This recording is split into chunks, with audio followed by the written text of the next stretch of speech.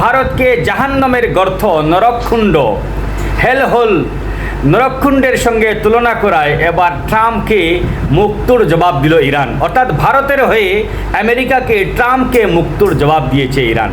কেন দিয়েছে, তার প্রেক্ষাপটটা কী, সেটা আমি আপনাদের বলছি। কয়েকদিন আগে আমি এ নিয়ে একটি ভিডিও বানিয়েছিলাম। মাইকেল শেভেজ নামের আমেরিকার একজন রেডিও উপস্থাপক, রক্ষণশীল নেতা, তিনি তার পডকাস্টে বলেছিলেন যে আমেরিকার একটা শিশু জন্মের সঙ্গে সঙ্গেই নাগরিকত্ব পেয়ে যায়।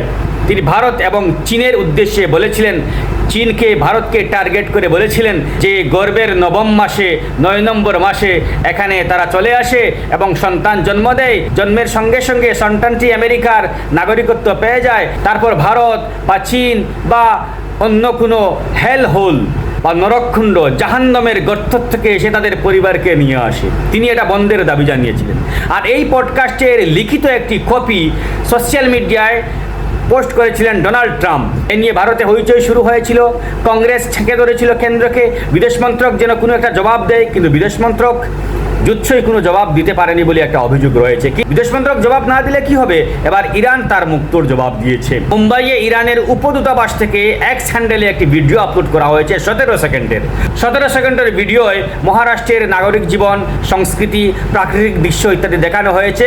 তারপর এখানে ক্যাপশন লেখা হয়েছে। ক্যাপশনে বলা হয়েছে, কারা উচিত ট্রাম্পের জন্য একটা একমুখী সাংস্কৃতিক ডিটক্স বা ডিটক্সিফিকেশনের ব্যবস্থা করা, তাহলেই ট্রাম্পের বকওয়াস বন্ধ হবে। আরে ভারত কেমন সেটা এখানে এসে দেখো, তারপর কমেন্ট করো।